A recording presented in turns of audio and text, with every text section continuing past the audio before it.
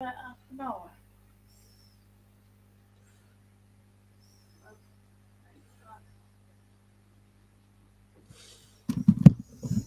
Oh, good morning. Good morning. Good morning. We are live. As usual, I'm not paying attention to what's going on right in front of me. Thank you so much for joining me today. Welcome, welcome. This is Diary of a Cocaine Addict, which is my weekly podcast where I am sharing hope and inspiration, guidance, resources, all of the things to help you to get and stay on track with your recovery. So this is a weekly show. As I say, every single week I'm here. I'm Sarah. I'm your host. I am a woman in recovery and I have been now for the last 15 months. And sorry, I'm distracted. Daniel has just joined the show. Bear with me a second, okay?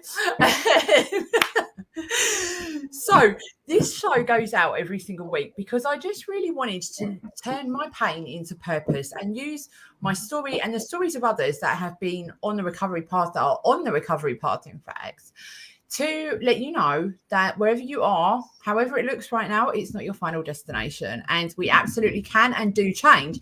And both myself and Daniel here are living proof of that. Now, today, I have a very super special guest, which is Daniel Fincham of Recovolution. Now, I connected with Daniel just maybe a week or two ago, and I'm absolutely touched by his story and the way that he has completely turned everything around. And I really wanted to bring him onto this show to share with you, you know, the pathways that he has taken, the obstacles that he's encountered, and I'll let you know a bit about what it looks like for him in recovery, because truth is, it's different for us all. There's no one size fits all. There's no kind of prescriptive, this is what you need to do, X, Y, Z. And this is what Daniel and I are going to be talking about today. So, Daniel, thank you so much for joining me today. I really appreciate it. Would you like to introduce yourself to the listeners? Yeah, sure. Yeah, thanks, Sarah, and thanks for having me. You're a natural. You should be a TV presenter. Yeah, my name's Daniel. As you said, I've been in recovery for a couple of years, and it was quite a journey. You know, I lived as an alcoholic for pretty much all of my adult life, and I lived with the notion that, you know, my life would end when I got to recovery, or even that I admitted I was an addict. I didn't know much about recovery. I knew a lot about addiction. I had these predetermined thoughts, and, you know, it took me to lose everything and come out of jail a second time to really see through the fear or have nothing left to fear. And I sort of stumbled into recovery as broken and as raw as you possibly could be. And I was so humbled by what met me that, you know, my whole thinking around what my life would look like as an addict completely changed. And I now sort of live as I am. And, everything that's behind me has been worth it to feel like I do today. Yes, and I think that is the overwhelming sense that I get in myself as well. That, you know, my mum even said to me the other day, if you had the chance, would you do something different this, like, the second time around? And I thought I would like to say yes, because that seems like the appropriate answer. But the truth is no, actually, no, because we had to learn this stuff to get to who we are. And, you know, you maybe wouldn't have started Recovolution if it wasn't for the journey that you've been on, right? I definitely wouldn't. I mean, I think as long as you're happy in the moment that you're in, everything else has been worth it. And I think that's the only time and that we'll ever have. It's so if you can get yourself to a place of contentment, and I think that's the greatest gift that I found in recovery, is that, you know, just this peace of mind, this state of being, you know, I lived very much looking for or feeling that there was no purpose to life. Gosh, And yeah. yet the purpose is just to be, you know, just to be a good human being and just experience life. And we get so, you know, I'd put so much pressure and all, you know, I'd focus so much around the external that it was all about how I present myself, who I was, you know, all these roles and masks that you wear. And yet when you really strip it back and you just become yourself, or, you know, and the world sees you for who you are, you know, it's just freeing. Share with us a bit about your journey, Daniel, because I think for context, it's helpful for the listeners to get some idea of what your life looked like, because quite rightly in the bio that you sent me, you identified that, you know, we tend to think of addiction or addicts as people that are kind of down and out. And actually, that wasn't the case at all for you, was it? No. I mean, from the age of having my first drink at 15, what alcohol did to me was it made me be the person that I thought the world wanted me to be. I could go from, relatively introverted person to like this more extroverted person, and I found that, the noise and the negative talk in your mind, it went, and it was like putting a cape around me, and it was quite a poignant moment having my first drink, because I thought, well, if there's so many situations in life that I'd already observed where like you could drink. I was like, well, if I'm going to have this stuff in me, that's fine. And so I really craved, the situations that you could drink at an early age. I loved, going out with my friends and drinking, and like even family events and Christmases and holidays, where it was more acceptable to have a drink. I liked those times more because I liked my parents more, maybe more, or I maybe saw that we had more fun if they'd had a drink. And so like alcohol to me there was no negative part of drinking, even though, you experience a lot of hangovers. And so I started to use it more and more. I went through education quite easily. I lived very much like probably like doing the bare minimum. I could get by with like my brain. I'm quite lucky in terms of like, having a good thinking, creative brain. I've only really realized that now. But yeah, so it was just about getting to the next stage in life, getting through school. I didn't take my GCSEs too seriously because I thought, but I did buy into it. I did buy into go to school, go to college, go to university, and then you get a job and you're happy, and that 2.4 children. And it was really when I got to work and I thought, you fucking liars, this is not what I signed up for. I don't feel very good at all. I'm really lost. And like, I didn't know, because I was too scared to really do anything that I believed in. It was like what I was secure and safe to do. So I did this business degree, and you don't know fuck all about business if you do spend 3 years at a business, in a business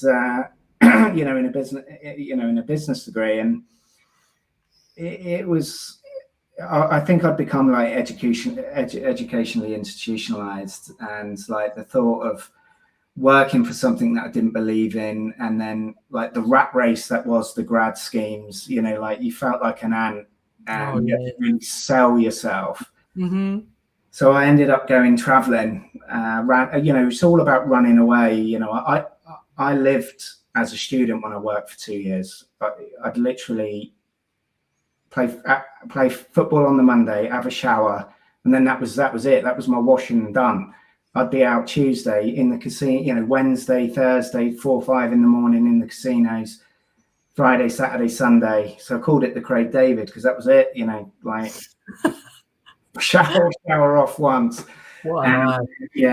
And so anyway, I'll try and keep it short. So I went traveling. I ended up meeting a Danish girl. I moved to Copenhagen, and I'd cut my travel short and instead of going to South America, I went to Copenhagen, and I ended up living there for 4 or 5 years, and I loved it. There's a part of being, when you always feel foreign, when you never feel normal, being in a foreign country was about as normal as it got, and it was nice. I liked being this like interesting person that nobody could really get their head around, because I would take a lot of risks. I would do a lot of things that normal people, what I deem normal, would do, like playing this 9 to 5 game. I couldn't play it. And yet, so I landed on my feet there. I started working for a software startup, and I found a little bit of purpose in my being. I got quite passionate about what we were doing, and I felt that the software we were building was really, it was doing something. So yeah, I was there for 4 years. I got a flat there, and I thought I'd lived there for a long time. I split up with my Danish girlfriend after a few years, but I stayed. And but when I split up with her, that was like Copenhagen was real binge drinking for me, like blacking out.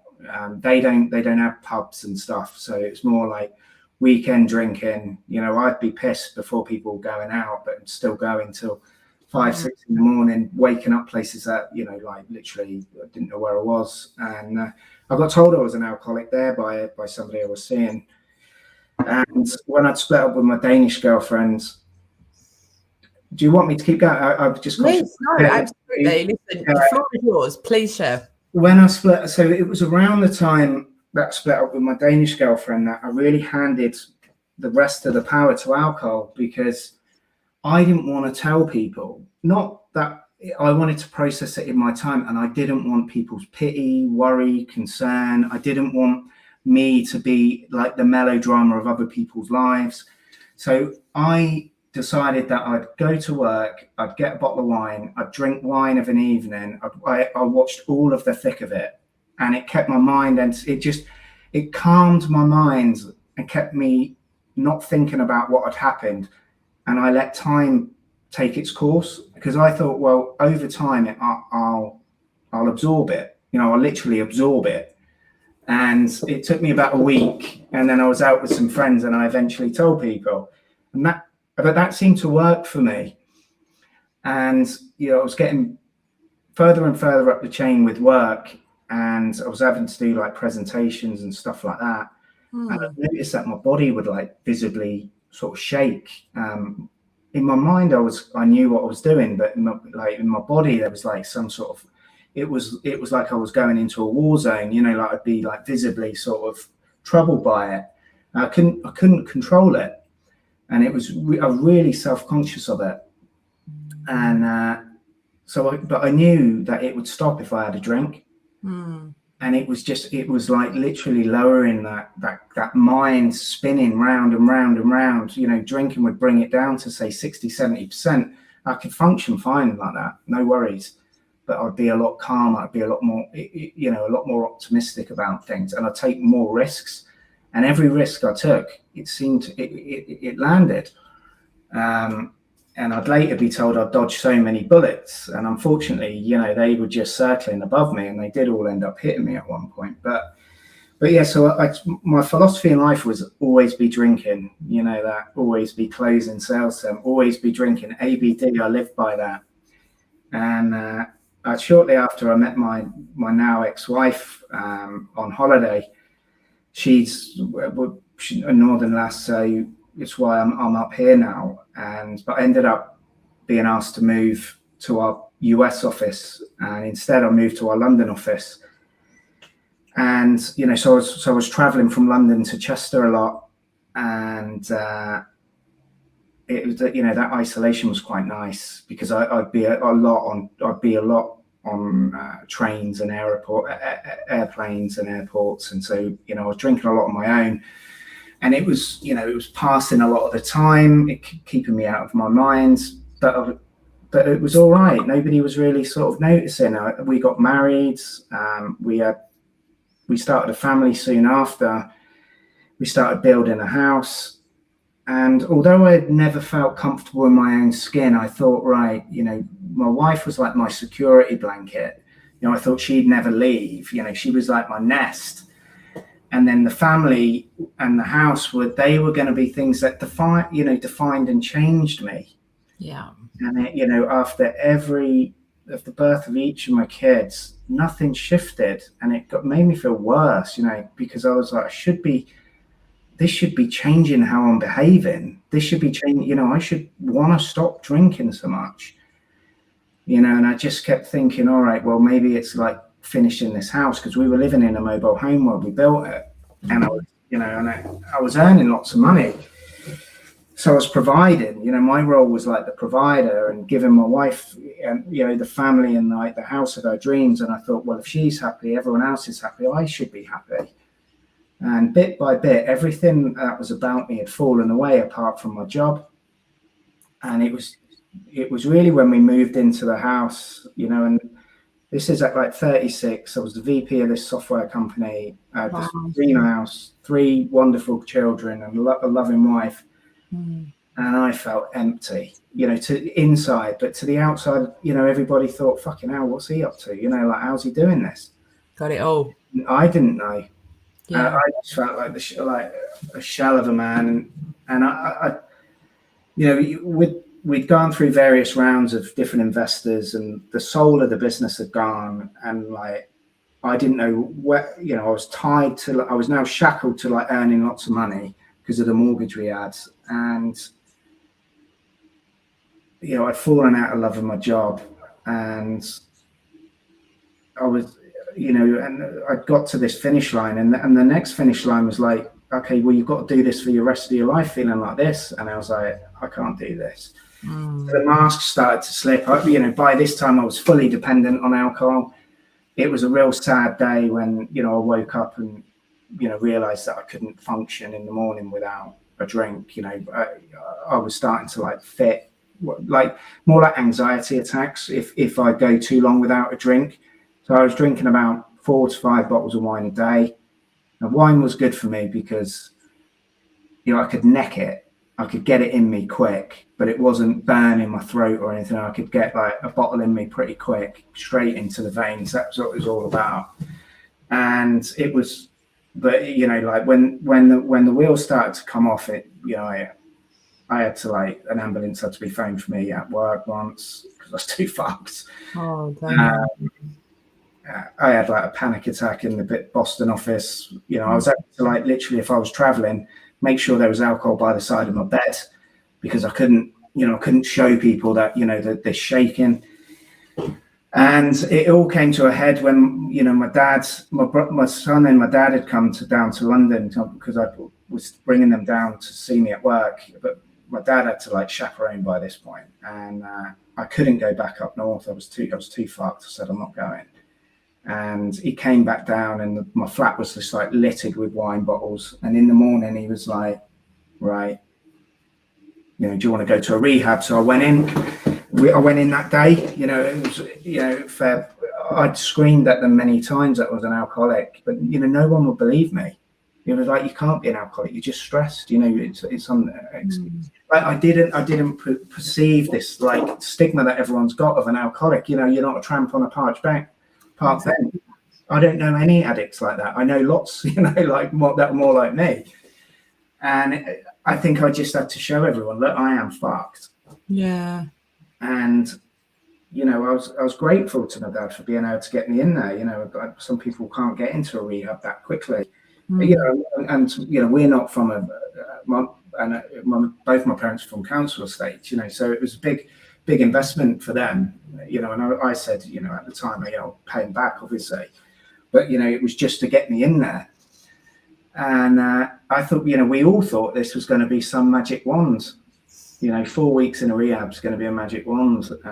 I ended up going to a CBT based for rehab in North Wales. And it was like, the way they looked at it was like, well, you're not, we don't use the word addict or alcoholic, you're using alcohol as a crutch. And I was like, brilliant, this is fucking amazing, right? I'm not an alcoholic.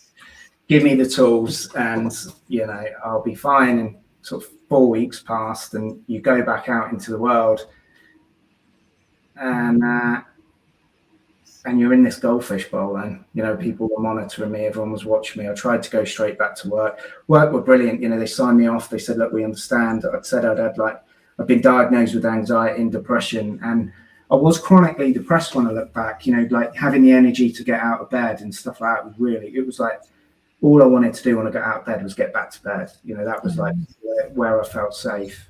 And I was really like, and it was killing me that I was with my kids and I would again see, I'd do everything with my kids, but I just wasn't present. I wasn't there. My mind was fucked. I was a big gambler as well, so I was spunking money left, right, and centre. And but it was like, right, you've had this 4 weeks off, right? Get back to it now. And I just couldn't do it. And I had to work out with work that, I was like involuntary made redundant. And then my wife left in the January because I couldn't stop drinking. And by this point, I'd start to behave like more of a traditional alcoholic because I was being watched and I wasn't supposed to be drinking. I was getting alcohol any way I could, and it was bottles and bottles of vodka. And I was necking that then, like liters of the stuff, and I'd be waking up in hospitals. And like the last day, that on the 26th of December when she left, I'd gone 13 days over Christmas without a drink, and she'd taken one of my daughter to a birthday party, and for some reason, I don't why, I mean why, because I'm an alcoholic, but I ordered a bottle of vodka to be delivered, and I spent loads of money gambling. My wife came home and I'm pissed out my head, and going to a family day. So she left, and that was, and I had no purpose then. My purpose was like this provider, and I couldn't even do that anymore. And I tried to take my own life a couple of times. I felt that my wife just wanted me to sign the house over to her. No, I was so bitter and angry with everybody for not seemingly understanding, that I was really ill, and I was struggling with the fact that I was even accepting I was ill, but it was like I was this bad person, for like putting my family at risk, potentially splitting up the family because of drinking. And I told people, right, well, if the house is that important, I'll fucking burn it down then. And nobody, I'll die with it. I'll go together with it. And nobody took that seriously. Like I say, she'd left. And so I tried to go home and speak to her. She left. And so then I'm fucked out my brain at this point. And I've lit this fire in the house, but no one's in it. And, I sent this message to him and said, look, that's it, then I'm going. And fortunately, they came around and it went out, and I went to prison for it. And I wasn't supposed to go home. I was issued the divorce papers when I got out. And, detoxing in a prison, I was in all course prison was, horrendous. But I was really humbled by people in prison, actually. They're not, it's not full of murderers and pedophiles and really bad people. It's people that are struggling, that, I was on the detox from people that in and out with, was really struggling with addiction. You couldn't get them. You just need to get yourself up to a base level, up to ground zero. And they just got no chance, and like prison was like a shelter really. And I felt safe there because I was away from boozing, and I wasn't supposed to go home. So I couldn't accept, like acceptance is a massive thing in recovery. I couldn't accept that I've lost my wife, we're going to have to sell the house. I've lost these things. They were things that I'd never thought I'd lose. She's from a big Catholic family. I thought, well, then I can't get divorced. And so I went home to drop a present off for my daughter. I wasn't supposed to go home. That was one of my conditions. And I was arrested on my drive back to prison for a month. And it was in prison that second time that I finally accepted who I was, where I was. And I had a choice whether I'd give life a go or just, I was going to die one way or another. I was going to die. I was drinking so much.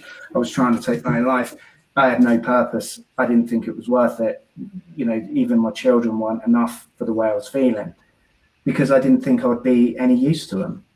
I thought I'd be better off to everybody dead. So I let myself be in prison the second time. I was almost like looking forward to getting there, because I had been hauled up in a cell for 48 hours or something, like mentally withdrawing. So at least I knew I'd get, these Librium, I'd be sort of looked after there. And I let myself be for a month. And, I disconnected my thoughts. Like something happened where my thoughts weren't driving me anymore. Like I think I had nothing left to feel. I was as raw as I could be or whatever, but it was like a miracle. When I came out, I had no plans to really stop drinking. I had no plans to necessarily go and get fucked, but, I didn't know what I was going to do, but I wasn't driven by my thoughts. I saw through them, and I thought, I could see in the mirror this spirit of who you see when you see yourself age, what you relate to I could see that there, and that was like who I was. And I thought, well, I'll just give it a go as I am. And I didn't even know anything about recovery. I didn't know what it was. And I was in it. I started to engage, I started to look for ways to get well and get, I was seeing a therapist who recommended me to a sponsor and got into a fellowship. And I was Googling all this, nutrition, exercise, sleep. If you could do it, I was doing it. I was giving everything a go I didn't know exactly what was going to work, but if I tried everything, I was going to give myself as good a chance as I could. And I was so humbled by like the recovery community and just everything that recovery has given me since, like my purpose now is to just be and to be a father. I've fallen in love with my children. And, it's this for me, it's not about, there's no person or material thing that can complete me. It's like I have to complete myself. I'm complete.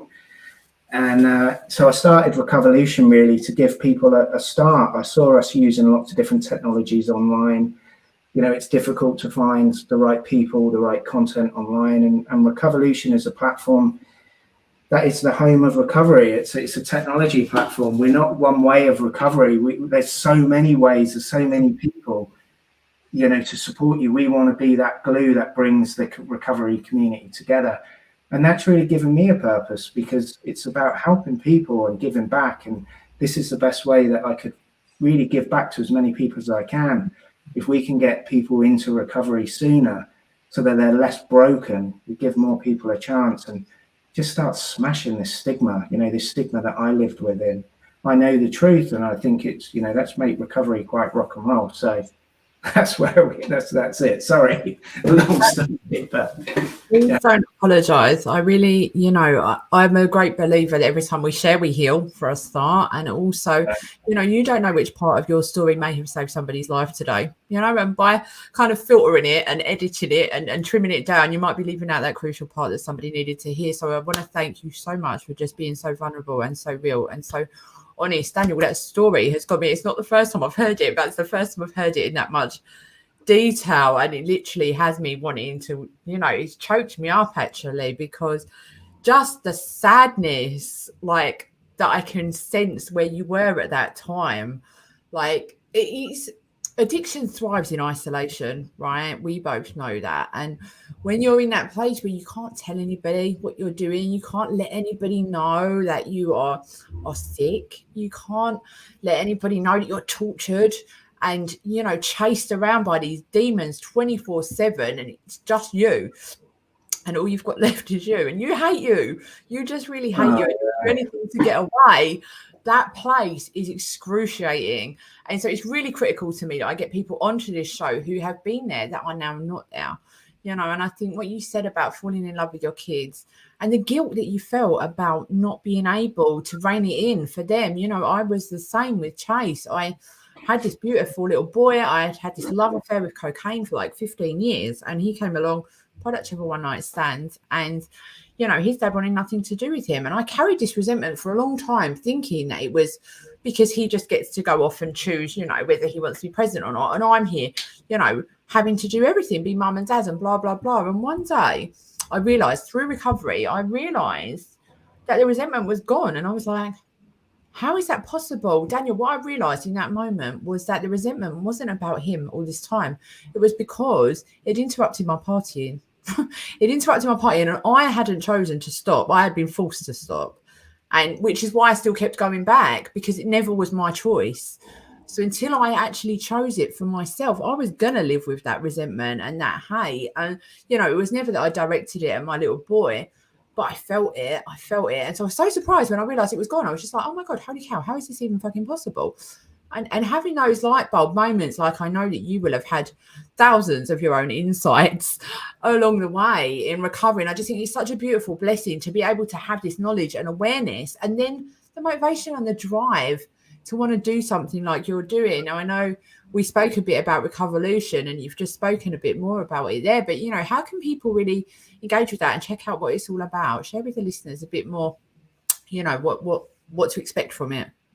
Yeah, so like recovolution.com is we're live. We launched in July, and so we've built a platform that's based on content, community, and wellness. So we've got like hundreds of pieces of content that are content writers, and I've met some amazing people.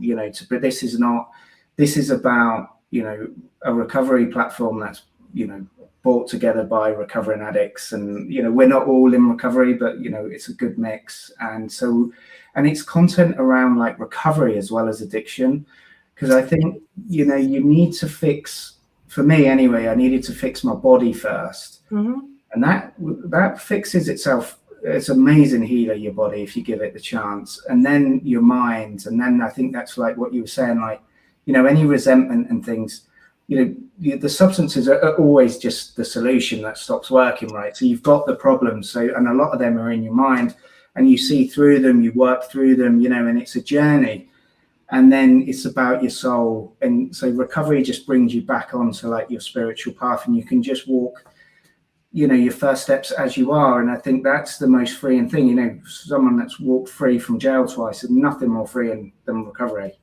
nothing. Right. And so, I don't like to, I think if you're looking for content, if you're looking to connect with people in recovery, there's no platform where, even getting to a meeting, it's really daunting place to be.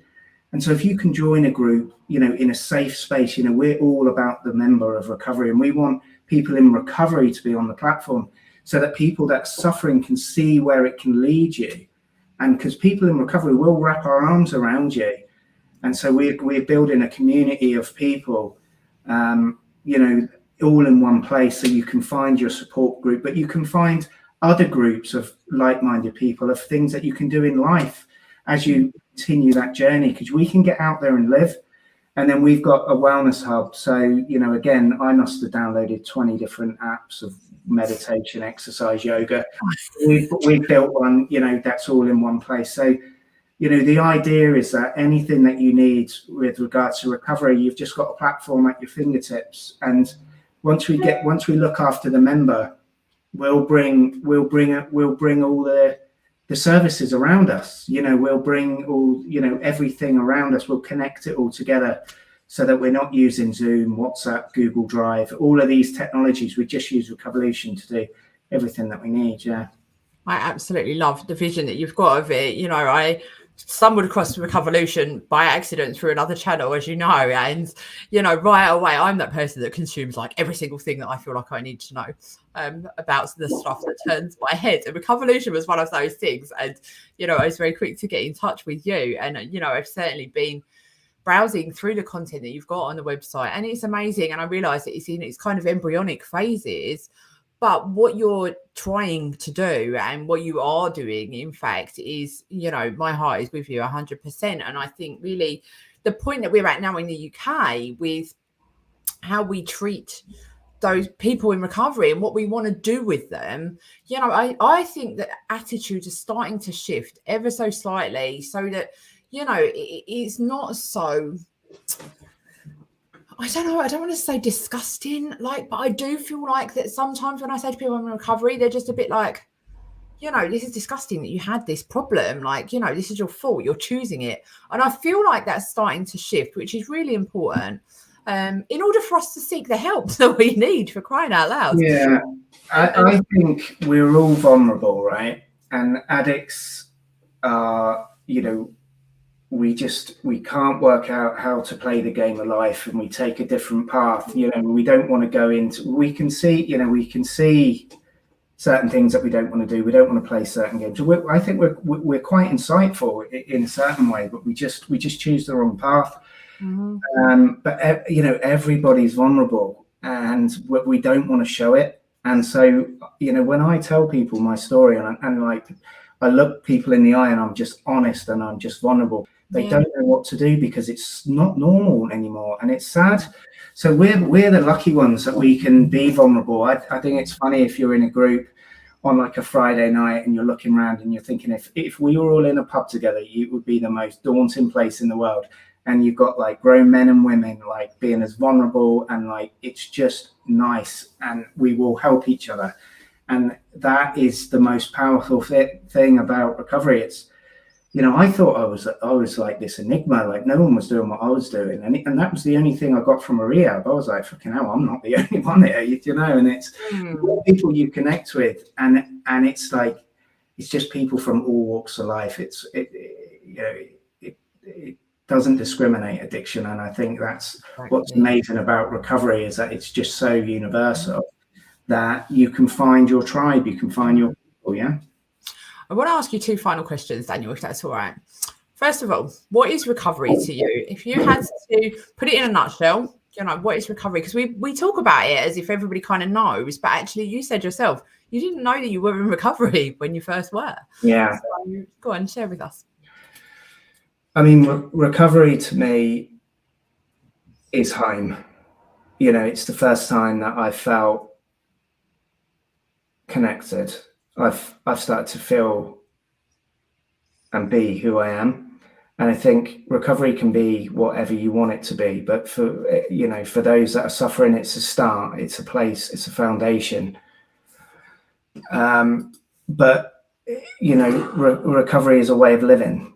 Recovery is a way of being. Recovery is what you do in recovery is you get people in this world that lead quite spiritual lives, and they're doing exactly what we're doing in recovery. They don't sell themselves short. They don't try and be people that they're not. They don't tell lies. They do things for the right reason. And I think these are all fundamental things about being a good human being. Mm-hmm.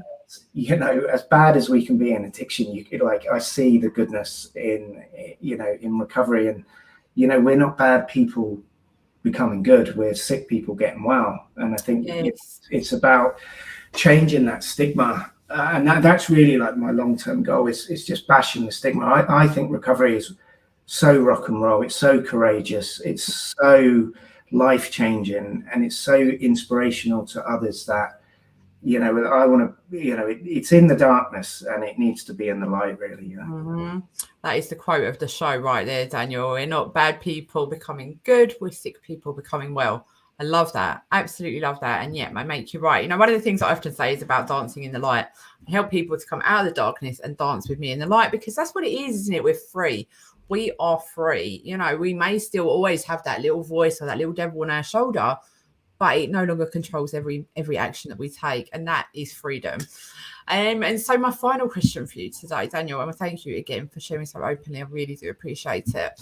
And my final question for you today is, what would you advise somebody who is, maybe wondering if they've got a problem, they're not certain that they are, or they're not quite ready to admit it, they're in that place where you were when it hadn't all crashed down, but it's approaching that. What would you say to them? I would say just find somebody that you trust that's been there, if you can, like a family member, a friend. I think we all know somebody, or who knows somebody that's in recovery. Maybe we don't know it just yet, but the more just speak to people, have a look at have a look on Recovolution for people, because you can join anonymously and start seeing if there are any similarities there, and just know that being an addict is okay. Being an addict is more than okay. Being an addict is just where you are today, and that we can recover. We're recovered from. I'm recovered from it, and I'm proud to be a recovered addict. And so if just find somebody to talk to. And don't listen to your mind. Your mind will tell you that you're not, as long as it can. But if you're doing something that you don't want to do, if you're waking up thinking, I don't know how I got here, or I don't know why I do it, then there's a problem of some sort. And I think recovery can be your path to a better life. And it's not synonymous to addiction recovery. It could be trauma. It could be if you're struggling, wrap people around you that can support you, because there's no greater power than the power of people and community. And just find people that can find your place to be, and just know that it's okay to ask.